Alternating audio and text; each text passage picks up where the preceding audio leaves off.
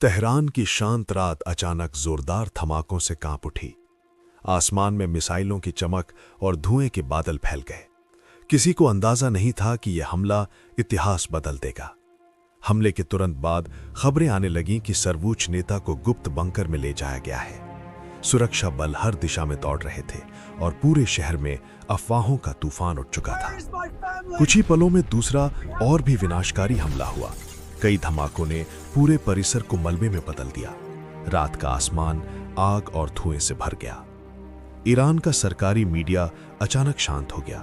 News studio में अफरा तफरी थी, लेकिन कोई आधिकारिक बयान नहीं आया। इस खामोशी ने लोगों के डर को और बढ़ा दिया। फिर वो पल आया जिसने पूरे देश को हिला दिया। राज्य टीवी ने सर्वोच्च नेता की मौत की पुष्टि कर दी। हर घर में टीवी के सामने सन्नाटा छा गया।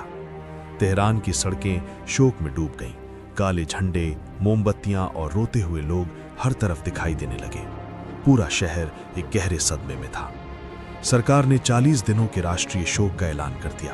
बाजार बंद हो गए, सड़कें सूनी पड़ गईं। पूरा देश जैसे ठहर सा गया था। रेवोल्यूशनरी गार्ड ने तुरंत जवाबी कार्रवाई की तैयारी शुरू कर दी। मिसाइल बेस सक्रिय कर दिए गए। देश बदले की आग में जल रहा था। कुछ ही मिनटों में ये खबर पूरी दुनिया में फैल गई। हर न्यूज़ चैनल पर बस एक ही हेडलाइन थी, मध्य पूर्व में नए संकट की आहट सुनाई देने लगी। जहां कुछ लोग रो रहे थे, वहीं कुछ विरोधी गुट इसे बदलाव की शुरुआत मान रहे थे। ईरान की युवा पीढ़ी के चेहरे पर डर और उम्मीद दोनों दिखाई दे रहे थे। राजधानी में अंतिम यात्रा की तैयारियां शुरू हो गईं। हर सड़क को काले और फूलों से सजाया गया। देश अपने सबसे बड़े धार्मिक नेता को विदाई देने जा रहा था। लाखों लोग तेहरान की सड़कों पर उमड़ पड़े। जनसमूह के बीच ताबूत धीरे धीरे आगे बढ़ रहा था। ये इतिहास की सबसे बड़ी अंतिम यात्राओं में से एक बन गई। भव्य मस्जिद में धार्मिक रस्में शुरू हुई। दुआओं और आंसुओं के बीच हर चेहरा गम में डूबा था।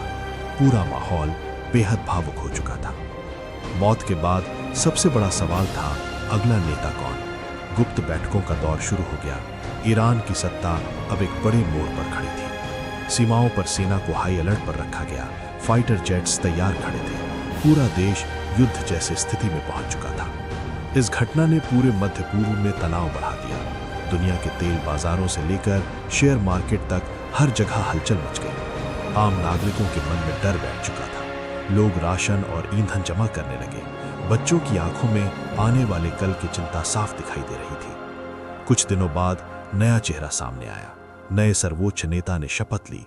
देश को स्थिर करने की कोशिशें शुरू हो गईं। संयुक्त राष्ट्र में आपात बैठक बुलाई गई। दुनिया भर के राजनयिक इस संकट के परिणामों पर चर्चा करने लगे। हर किसी को बड़े युद्ध का डर सता रहा था। और आखिर में पुराने भाषणों की गूंज धीरे धीरे इतिहास में खो गई। धुएं से भरे आसमान के बीच ईरान का झंडा लहराता रहा। एक युग समाप्त हुआ और एक नया अध्याय शुरू हो गया।